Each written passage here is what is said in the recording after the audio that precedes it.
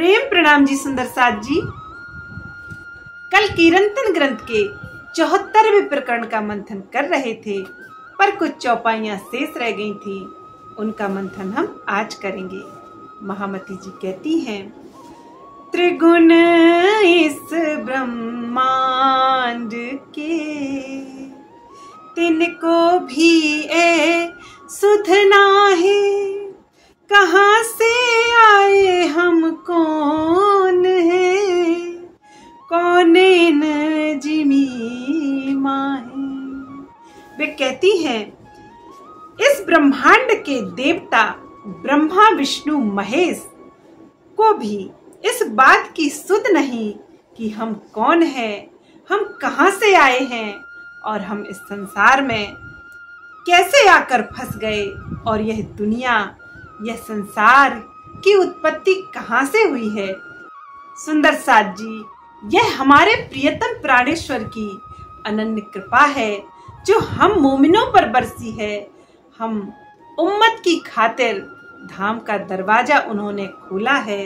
यह सुध अभी ब्रह्मा विष्णु महेश अर्थात त्रिगुणों को भी नहीं है कि मैं कौन हूँ, कहाँ से आया हूँ और इस संसार में रहने के बाद कहाँ जाऊंगा।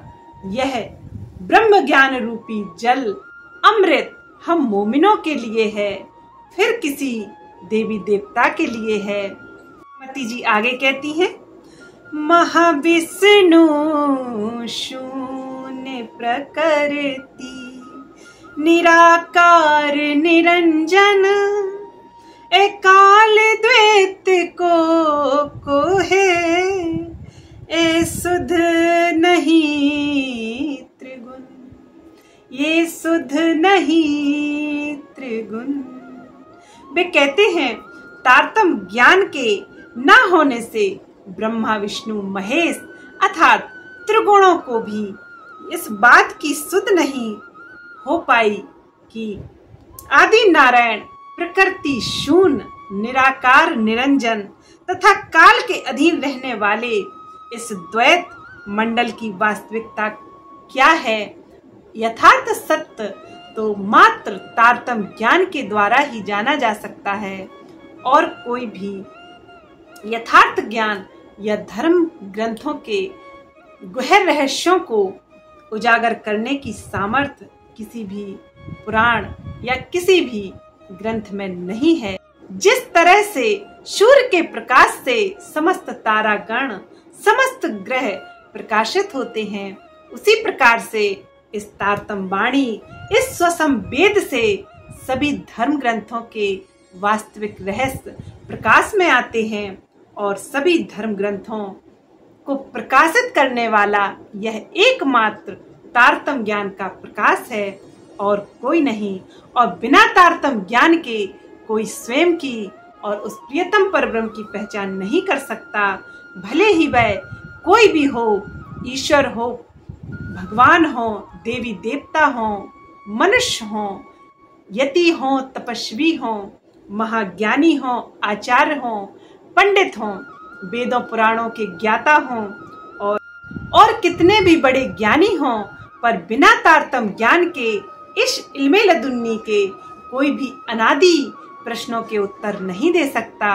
अनादि प्रश्न जैसे मैं कौन हूँ, कहाँ से आया हूँ, मेरा निज स्वरूप क्या है, और मृत्यु के बाद मैं कहाँ जाऊंगा, मेरे आत्मा का स्वामी कौन है, मेरा असली स्वरूप कौन है, उस प्रियतम परब्रह्म की धाम स्वरूप और लीला कैसी है।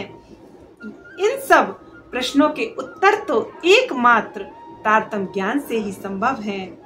पर प्रियतम परब्रह्म की यह मेहर हम मोमिनों, हम ब्रह्म सृष्टियों पर इस तरह से बरसी है कि हम इस द्वैत के संसार में भी संशय रहित हो गए हैं, और हमें इस दिव्य वाणी इस स्वसंवेद के द्वारा यह ज्ञात हो गया है कि उस मोह सागर, उस निरंजन शून्य से आदि नारायण की उत्पत्ति होती है, जो कि अक्षर ब्रह्म अव्याकृत के मन का स्वरूप है, और वे त्रिगुणों को भी उत्पन्न कर देते हैं और त्रिगुण अर्थात ब्रह्मा विष्णु महेश सृजन संचालन और विध्वंस के देवता हैं। वे ही संसार के कार्य भार को संभालते हैं और बनाने, मिटाने और चलाने का कार्य करते हैं। उनसे ही समस्त जीव मंडल, समस्त जीव समुदाय हलचल करता है और उनकी ही प्रतिबिंब की चेतना सभी प्राणियों में, सभी जीवों में समाहित होती है। और हम ब्रह्म सृष्टियां तो उस दिव्य ब्रह्मपुर परम धाम की रहने वाली हैं। हमारा परात्म का श्रृंगार है। हम उनके नूरी चरणों में बैठे हैं। इस तरह से उन्होंने इस द्वैतमय संसार में, इस दुखमय संसार में हमें संशय रहित कर दिया है। अतः सुंदर साथ जी, जो शुद्ध त्रिगुणों अर्थात ब्रह्मा विष्णु को भी नहीं है, वह शुद्ध प्रियतम परब्रह्म की अपार मेहर से हम रूहें जान पाई हैं। और जैसे चांद से चांदनी, सूर्य से किरण, फूल से सुगंध और सागर से लहर जुदा नहीं है, उसी तरह से हम भी प्रियतम परब्रह्म के अभिन्न अंग हैं। हम भी उनकी अंगनाएं हैं। महामती जी आगे कहते हैं, प्रलय पैदा की सुध नाही, तो ये क्यों जाने अक्षर, लोक जिमी आसमान के, इनकी याही बीच नजर। वे कहती हैं, जब इनको सृष्टि की उत्पत्ति तथा प्रलय की ही सुध नहीं है, तो भला ये अक्षर ब्रह्म को क्या जान सकते हैं। इस पृथ्वी पर रहने वाले मनुष्यों तथा स्वर्ग बैकुंठ आदि के देवों की नजर ब्रह्मांड निराकार से परे नहीं जा सकती, अर्थात इसके कण कण में वे ब्रह्म का स्वरूप मानते हैं। सुंदर साथ जी, महामती इंद्रावती जी समझाती हैं कि जब त्रिगुणों और उस आदि नारायण को भी अक्षर ब्रह्म की सुध नहीं है, जो पल में अनगिनत ग्रहों को, अनगिनत ब्रह्मांडों की उत्पत्ति कर देते हैं और पलक झपकते समय उनका नाश कर देते हैं, ऐसे अक्षर ब्रह्म को जब आदि नारायण नहीं जान सकते, तो उनसे उत्पन्न होने वाले त्रिगुण कैसे जान सकते हैं। और जब त्रिगुण नहीं जान सकते, तो त्रिगुणों के प्रतिबिंब चेतना का स्वरूप वे जीव समुदाय भला उस अक्षर ब्रह्म को कैसे जान सकते हैं। यह शोभा तो एकमात्र ब्रह्म सृष्टि मोमिनों की है कि वे ही अपने घर की बातें समझेंगी और वे ही उस प्रियतम परब्रह्म पर ईमान लाएंगी। वे कहते हैं कि इन जीवों की नजर, इन देवताओं की, इन फरिश्ते पैगंबरों की नजर उस ब्रह्मांड अथवा निराकार शून्य से परे कभी जा ही नहीं सकती, क्योंकि हर जिनको तारतम्य ज्ञान का प्रकाश नहीं मिला, वे तो मात्र क्षर के देवी देवताओं को समझने की सामर्थ्य रखते हैं और ज्यादा से ज्यादा आदि नारायण को भी समझ लें। इसके पार तो वह तारतम्य ज्ञान का प्रकाश ही ले जा सकता है, जो भविष्य पुराण में स्वसंवेद की बात कही गई है। वह स्वसंवेद ही आत्मा और परमात्मा की पूर्ण पहचान देता है और उसका अनुभव भी कराता है। और महामती जी आगे कहते हैं, अक्षर स्वरूप के पल में ऐसे कई कोट इंड उपजे, पल में पैदा करके फिर बाही पल में खपे। कहते हैं 14 लोकों के हमारे इस ब्रह्मांड जैसे करोड़ों ब्रह्मांड अक्षर ब्रह्म के एक पल में उत्पन्न हो जाते हैं तथा उसी पल में लय भी हो जाते हैं। सुंदर साथ जी, अक्षर ब्रह्म के संकल्प मात्र से अनगिनत ग्रह नक्षत्र ब्रह्मांड उत्पन्न हो जाते हैं और वे ही पलक झपकते समय विलीन भी हो जाते हैं। इसलिए कहा है कि ब्रह्म सृष्टि तो ब्रह्म की अंगना है उसका ही अंग है। उन्हें भला ग्रह नक्षत्र देवी देवताओं किसी से भी डरने की कोई जरूरत नहीं है कि तब ब्रह्म सृष्टि को किसी से भी भयभीत होने की आवश्यकता नहीं है। 14 तबक के प्राणियों में किसी में वह बल नहीं कि इन सृष्टियों का बाल भी बाका कर दे या कोई हानि पहुंचा दे, क्योंकि हम तो उस संसार के मालिक की रानियां हैं। हम तो उस प्रियतम परब्रह्म के अभिन्न अंग हैं। वह प्रियतम परब्रह्म इस नश्वर संसार में भी हमारी सहरक की नली से भी नजदीक है। वह तो इतना नजदीक है कि उसमें और उनकी अंगनाओं में, उसकी उम्मत में, उसकी खासल खास रूहों में कोई भेद ही नहीं है। मामती जी आगे कहते हैं, ए जो न्यारा पार ब्रह्म इनकी भी करी रोशन, ए जो अक्षर अद्वैत भी कहे तिनके पार वचन। वे कहते हैं अक्षर ब्रह्म अद्वैत हैं। सदगुरु धनी श्री देवचंद जी ने मुझे उनसे भी परे स्वलीला अद्वैत सच्चिदानंद पर ब्रह्म का ज्ञान दिया है। साथ जी अक्षर ब्रह्म का ब्रह्मांड योग माया का ब्रह्मांड है। वह उनकी कार्यशाला है, वह उनकी लीला का स्थान है। वे 4 प्रकार से लीला युक्त हैं। वे चतुष्पाद विभूति के रूप में सत्स्वरूप ब्रह्म, केवल ब्रह्म, सबलेख ब्रह्म और अव्याकृत ब्रह्म के रूप में वे उस अद्वैत धाम में अपनी अद्वैत लीला करते हैं और वह धाम भी अखंड है। लेकिन वे कहते हैं कि मुझे मेरे प्रियतम पर ब्रह्म स्वरूप सदगुरु धनी श्री देवचंद जी ने उस अद्वैत धाम से भी परे, निराकार आदि शून्य से परे मुझे उस दिव्य ब्रह्मपुर परम धाम अर्थात चौथे आसमान अर्थात स्वलीला अद्वैत धाम के विषय में मुझे संपूर्ण ज्ञान दिया और संशय रहित कर दिया। महामती जी आगे कहते हैं, सो अक्षर मेरे धनी के नित्य आवे दर्शन, ए लीला इन भांत की इत होत सदा वर्णन।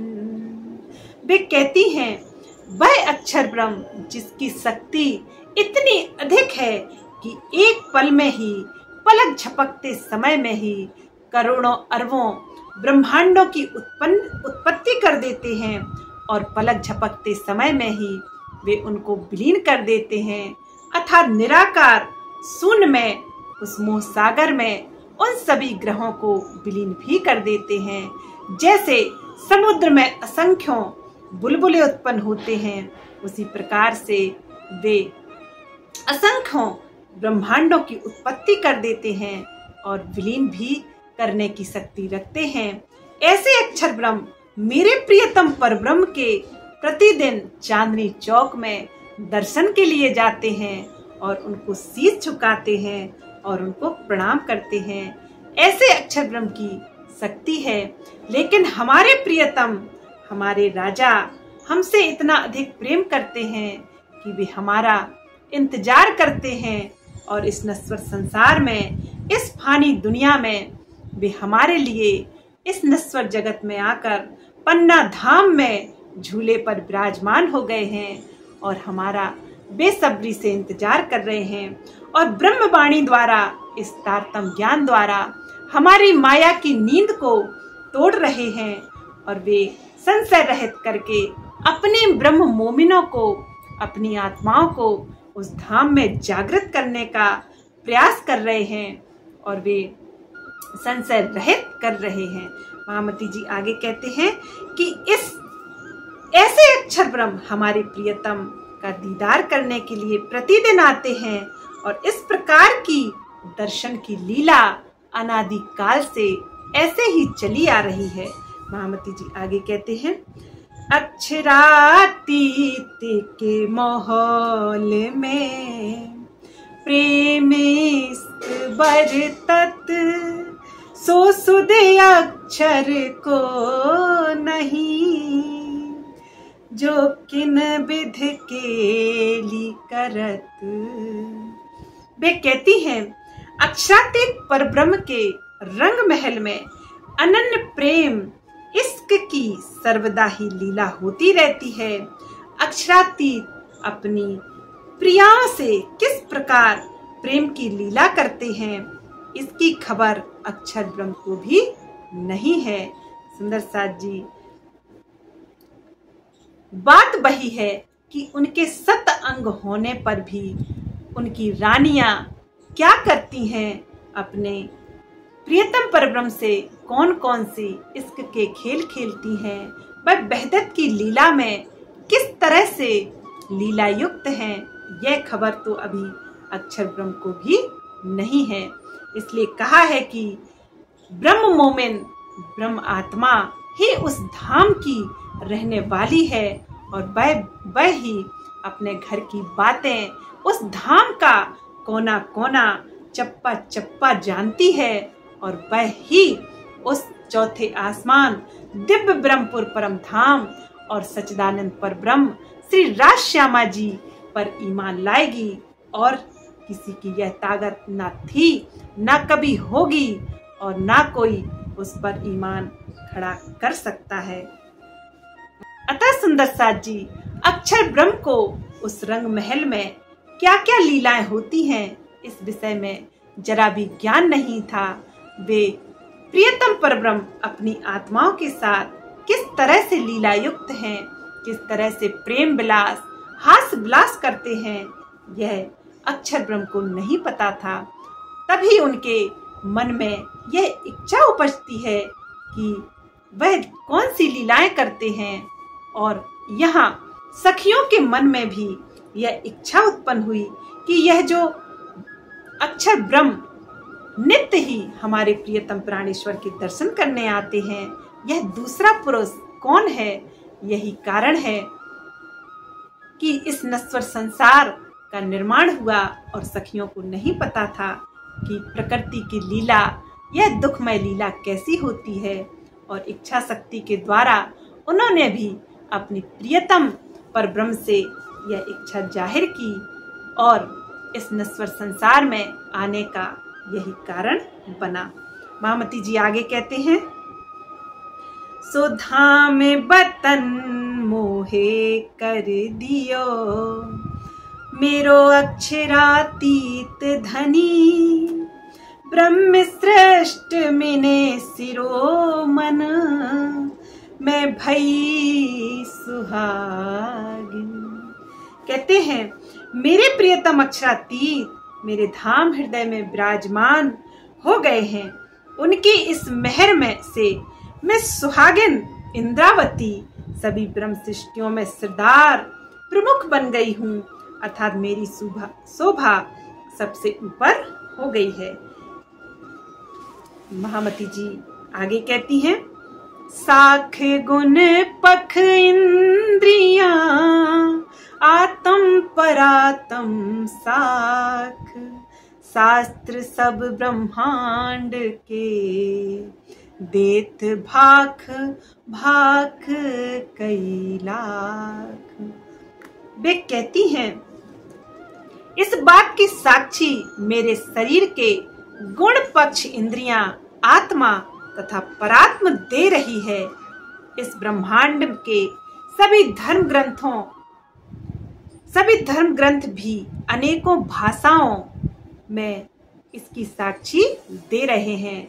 अतः सुंदर साथ जी, धर्म ग्रंथ, कुरान और पुराण सभी में ब्रह्म मोमिनों और उस प्रियतम पर ब्रह्म की साक्षी लिखी हैं। वे भेद अवतारतम ज्ञान के प्रकाश में खुल रहे हैं और वे साक्षियां सामने आती हैं, तो ब्रह्म सृष्टि और भी निष्ठा से और भी समर्पित भाव से अपने प्रियतम परब्रह्म पर ईमान खड़ा कर लेती हैं और सब संशय रहित होकर वे धाम धनी की पहचान भी हूबहू करती हैं। जिस तरह से साक्षियां खुलती जाती हैं, उसी तरह से प्रियतम परब्रह्म पर उनकी रूहें, उनकी आत्माएं ईमान खड़ा करती ही जाती हैं और करती ही जाती हैं, और वे झुंड के झुंड जैसे सागर से लहरें उत्पन्न होती हैं, सागर से लहरें आती हैं, उसी तरह से वे भी इस संशय रहित ज्ञान से जुड़ रही हैं और अपने प्रियतम परब्रह्म पर सर्वस्व न्यौछावर भी कर रही हैं। महामती जी आगे कहते हैं,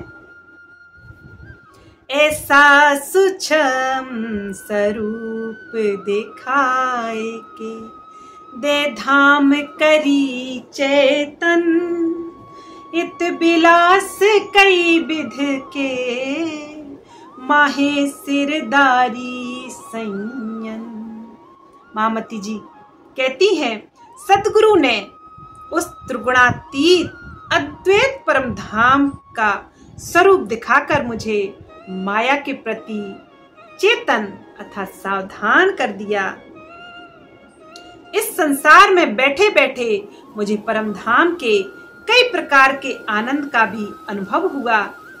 अंत तो गत्वा धनी ने मुझे ब्रह्म सृष्टियों में सबसे बड़ी शोभा भी दे दी, अर्थात नेतृत्व करने वाला प्रमुख सरदार मुझे बना दिया।